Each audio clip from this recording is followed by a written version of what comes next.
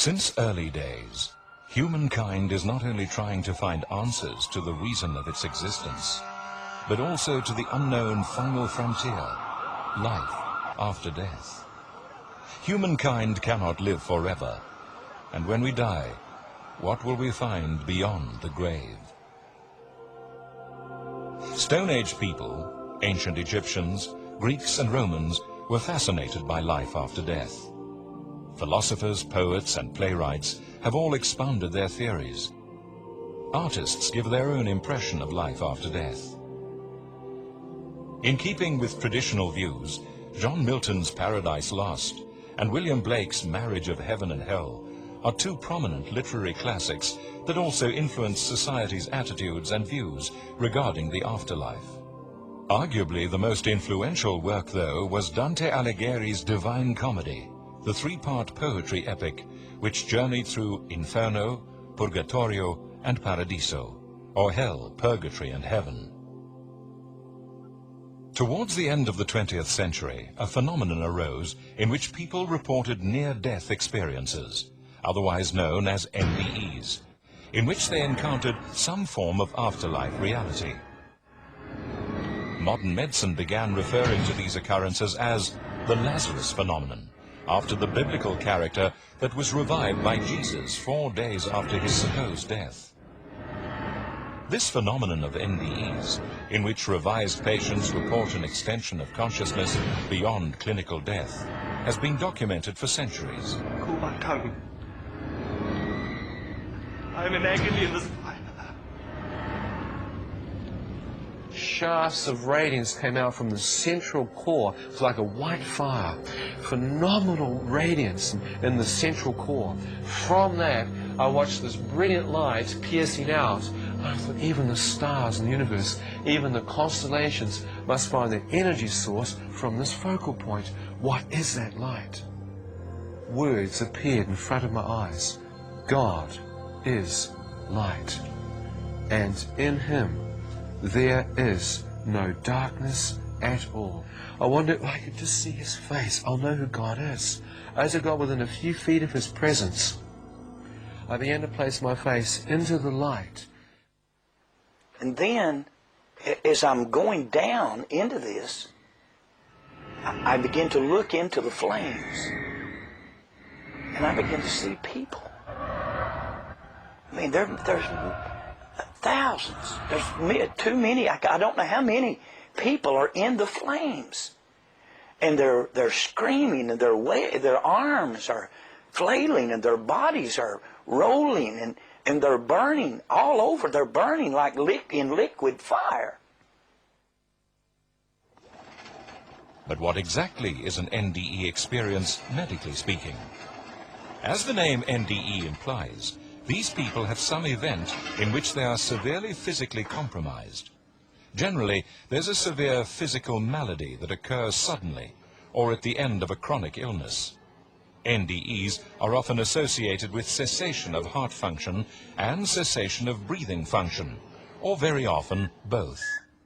As a consequence of that, within 10 seconds following cessation of heart function, blood stops flowing in the brain, and the EEG, which measures the electrical brain activity, goes flat, implying that there is no electrical activity in the brain.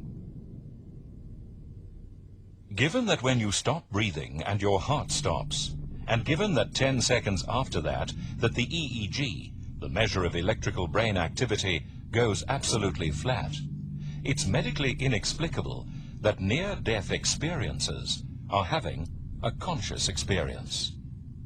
For years, however, some medical researchers had dismissed the NDE phenomenon as hallucinations caused by the dying body releasing a chemical cocktail as a means of defense against the pain and shock of impending death. That theory was dented in 1984 by an extraordinary medical emergency in the American West Coast city of Seattle. Maria, a migrant worker from Eastern Europe, was rushed to hospital after she collapsed at a friend's home. In the ICU, a medical team tried to stabilize her condition without success. Her heart stopped beating. Maria's body was lifeless for several minutes, but the doctors kept on trying to bring her back to life.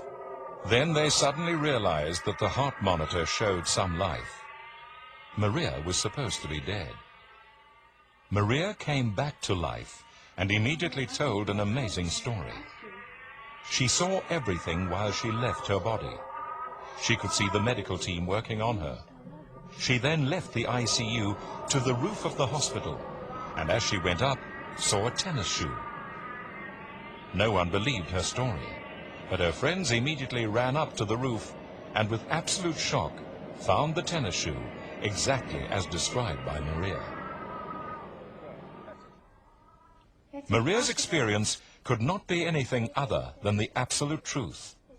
If the out-of-body experience was purely a mental aberration, how could she have seen a physical reality that could later be verified? After Maria's revelation, other similar stories began to emerge of NDE patients undergoing out-of-body experiences and being able to relate verifiable details that they could not have imagined. Can we still say NDEs are hallucinations? I think in terms, yes, certainly in terms of the consistency of testimonies in near-death experiences, it suggests that the experience is a reality which is not purely the product of brain chemicals, because, I mean, we know from studies of the effects of drugs ordinarily that if you give one person a drug and then give the same drug to another person, they'll have two completely different experiences. There might be broad similarities, but not the level of consistency you find with a near-death experience. No, there's no person can dispute whether these experiences are the normal functioning of the brain at the point of death, or rather represent some sort of chaotic hallucinatory activity. Remember, hallucinations involve the perception of something that isn't real. So when we die, we're alert, we're conscious, we're aware of this reality, so certainly people having near-death experiences accurately describe what's happening in this reality. But the key element of the near-death experience is that we perceive, I say we, as all of us are going to have this experience, we perceive another reality superimposed over this one. If NDEs are not hallucinations, is heaven and hellish experience reality? I think in terms of whether the places visited in near-death experiences, either heavenly or in terms of a hellish type experience, are real, is something that's beyond proof. Ultimately, one would have to die in order to determine whether there was a genuine heaven or a genuine hell. But what's very clear from a psychological perspective is that the intensity of the experience is lived as real whilst the person's having it. So for these people, whether or not there really ends up actually being a heaven or a hell, they feel the experience is real for them at that moment in time. There's certainly no way we can deduce or prove that if someone sees an afterlife and it's heavenly, that heaven exists, because you'd have to die in order to really truly find that out. When we die, we take that heaven and hell with us, and we fit where we belong. We die the life we live. Near-death experiences don't make a sinner into a saint, necessarily, but doesn't change much, but you become more aware. And a serial killer, when they die, would become more aware of how much of us, and punishment they inflicted on others. Yeah. And that's that condition. Yeah. The question then arises, can there then be such a thing as an objective heaven or hell? Or are these places merely the product of religious superstition? Is there actual scientific evidence to support their existence? Today's scholars and religious figures are certainly divided. Some talk of reincarnation, others of assimilation into the universal life force. Nobody knows for sure. I'm a pastor. Or do they? I stole money from the church and I lied. Help me. Different cultures and religions experience NDEs differently. Even people of the same religion interpret NDEs differently. The question is, do the Muslim or Christian heaven and hell, for example, appear differently when experiencing an NDE? Reports of these so-called hellish or negative near-death experiences that closely resemble biblical imagery have sparked global interest in the ongoing debate to such an extent that research is currently being conducted by both the academic and scientific mainstream. Certainly the debate has been going on for centuries. Some claim hell is a human invention. Today, it's not just the scientific community that is evaluating the preconceptions of a heaven and hell, but also religious institutions.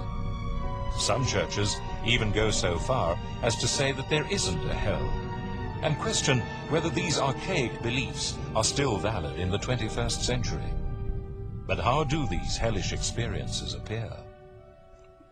When we die, we go through a fairly rigorous series of events.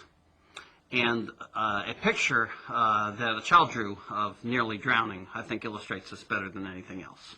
And we can see in this picture, the first thing he draws when he nearly drowned is he states that hands reached inside his body and pulled him out. Doesn't identify who these hands belong to. But then these hands plunged him into darkness. As I'm standing there, I become acutely aware that the darkness isn't just physical, but there is a spiritual component to it. An evil, cold, encroaching. It's like the atmosphere is permeated with a cold sensation, a chill or a terror. Eyes of something or some